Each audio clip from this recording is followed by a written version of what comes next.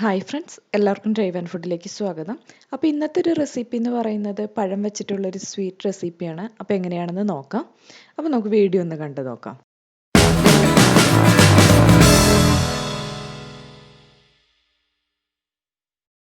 അപ്പോൾ എങ്ങനെയാണ് തയ്യാറാക്കുന്നതെന്ന് നോക്കാം. ഇതൊരു ഈവനിങ് സ്നാക്കായിട്ട് നമുക്ക് കഴിക്കാം.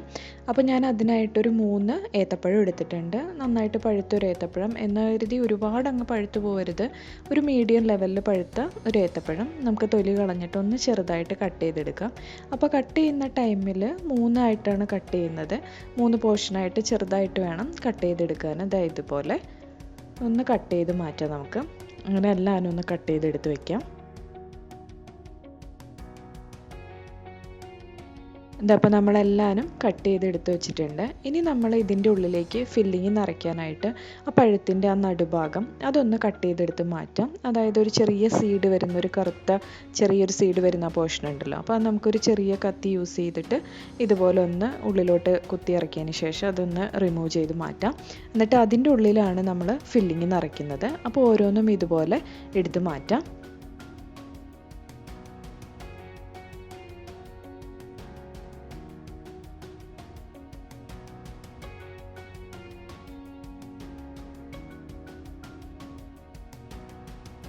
അപ്പോൾ ഞാൻ എല്ലാവരും ഇതുപോലെ കട്ട് ചെയ്തെടുത്ത് വെച്ചിട്ടുണ്ട്.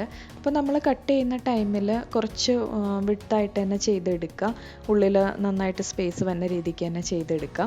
അതുപോലെ ഒരുപാട് അങ്ങ് ആഴത്തിൽ മുറിച്ച് കഴിയുമ്പോഴത്തേക്കും പിന്നെ ഇപ്പുറത്തെ സൈഡിലേക്ക് ഒരു ഹോൾ പോലെയാവും. അപ്പോൾ അങ്ങനെ വരാതെ ചെയ്തെടുക്കാം. ഇനി നമുക്ക് ഇതിലേക്ക് വേണ്ട ഫില്ലിങ് തയ്യാറാക്കിയെടുക്കാം.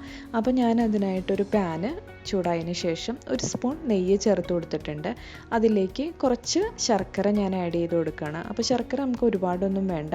ഒരു ചെറിയ ഉണ്ട ശർക്കരയുടെ 1/4 ഭാഗം അല്ലെങ്കിൽ അരഭാഗം എടുത്താലും മതി, നമ്മൾ എടുക്കുന്ന പഴത്തിനനുസരിച്ച്. ഇപ്പം ഞാനിവിടെ ഒരു 3 പഴമാണ് എടുത്തിട്ടുള്ളത്. അപ്പോൾ അതിലേക്ക് ഒരു 1/4 ഭാഗത്തോളം ശർക്കരയാണ് എടുത്തിട്ടുള്ളത്.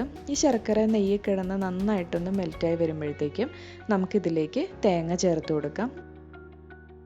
അപ്പോൾ ഈ ഫില്ലിങ്ങിനായിട്ട് ഞാനൊരു അരമുറി തേങ്ങയുടെ 1/4 ഭാഗത്തോളം ചേർത്ത് കൊടുക്കുന്നുണ്ട്. എന്നിട്ട് നമുക്ക് നന്നായിട്ട് മിക്സ് ചെയ്തെടുക്കാം. ഇനി ഞാൻ ഇതിലേക്ക് ഒരു ഫ്ലേവറിന് വേണ്ടിയിട്ട് ഒരു 1/4 ടീസ്പൂൺ ഏലക്ക ചതച്ചതാണ് ചേർത്ത് കൊടുക്കുന്നത്. എന്നിട്ട് നന്നായിട്ടൊന്ന് മിക്സ് ചെയ്ത് കൊടുക്കാം.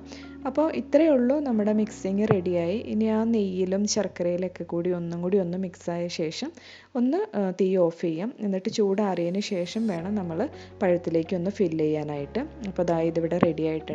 ഇനി നമുക്കിത് പഴത്തിൽ എങ്ങനെയാണ് ഫില്ല് ചെയ്യുന്നതെന്ന് നോക്കാം. ഇനി നമ്മൾ പഴം ഒന്ന് മുക്കി പൊരിച്ചെടുക്കാൻ വേണ്ടിയിട്ട് ഒരു ബാറ്ററി തയ്യാറാക്കി എടുക്കുകയാണ്.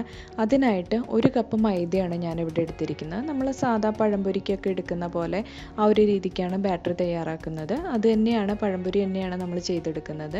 ഇതിലേക്ക് ഒരു 1/4 ടീസ്പൂൺ മഞ്ഞൾപ്പൊടി ചേർത്ത് കൊടുത്തിട്ടുണ്ട്. പിന്നെ ആവശ്യത്തിനുള്ള ഉപ്പും കൂടി ചേർത്ത് കൊടുക്കാം. ഇനി നമ്മൾ സാധാ വെള്ളം ചേർത്ത് നന്നായിട്ടൊന്ന് മിക്സ് ചെയ്തെടുക്കാം. അപ്പോൾ മിക്സ് ചെയ്തെടുക്കുന്ന ടൈമിൽ ഒരുപാടങ്ങ് ലൂസായി പോകരുത്. അത്യാവശ്യം നന്നായിട്ട് കട്ടിയായിട്ട് തന്നെ ഇരിക്കണം. പഴത്തിൽ നന്നായിട്ട് കോട്ട് ചെയ്തിരിക്കുന്ന രീതിയിൽ, ഈ ഒരു രീതിയിൽ വേണം ഇരിക്കാനായിട്ട്. ഇനി നമുക്കിതിലേക്ക് 1 സ്പൂൺ പഞ്ചസാരയും കൂടി ചേർത്ത് കൊടുക്കാം. എന്നിട്ട് നന്നായിട്ടൊന്ന് മിക്സ് ചെയ്തെടുക്കാം. അപ്പോൾ ഇത്രയേ ഉള്ളൂ, നമ്മുടെ കോട്ടിങ്ങിനുള്ള മാവും റെഡി ആയിട്ടുണ്ട്.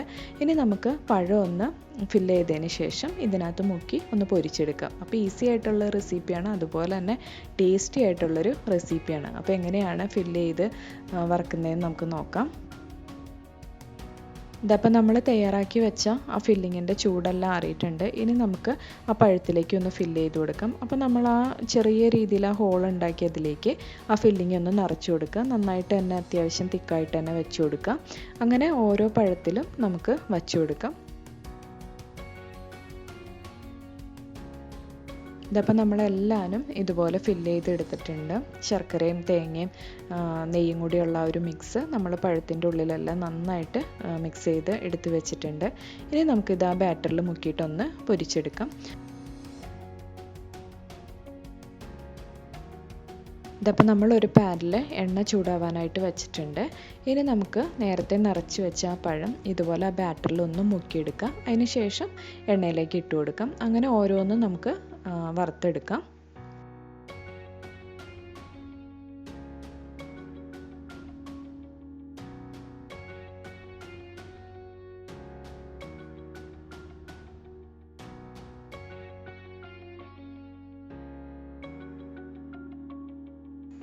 ഇതപ്പോൾ നമ്മളെല്ലാ പഴവും ചേർത്ത് കൊടുത്തിട്ടുണ്ട്. ഇനി ഓരോ സൈഡും വേവുന്ന അനുസരിച്ച് തിരിച്ചും മറിച്ചിട്ട് നന്നായിട്ടൊന്ന് ഫ്രൈ ചെയ്തെടുക്കാം. അപ്പോൾ നമ്മൾ പഴംപൊരി തയ്യാറാക്കുന്ന പോലെ തന്നെയുള്ളൂ. പിന്നെ അതിൻ്റെ ഉള്ളിലൊരു ഫില്ലിങ് നിറച്ചെന്നേ ഉള്ളൂ.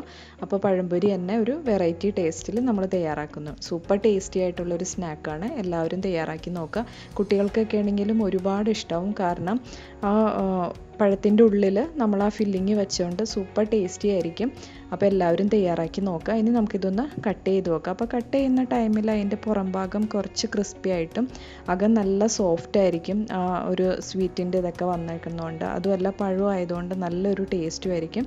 അപ്പോൾ ഈ ഒരു വീഡിയോ എല്ലാവർക്കും ഇഷ്ടമായെന്ന് വിചാരിക്കുന്നു. ഇഷ്ടമാണെങ്കിൽ ലൈക്ക് ചെയ്യുക, ഷെയർ ചെയ്യുക, കമൻറ്റ് ചെയ്യുക. അതുപോലെ തന്നെ ഞങ്ങളുടെ ചാനൽ ആദ്യമായിട്ട് കാണുകയാണെങ്കിൽ സബ്സ്ക്രൈബും ചെയ്യുക. അപ്പോൾ ഇനി അടുത്തൊരു വീഡിയോയുമായി വീണ്ടും കാണാം.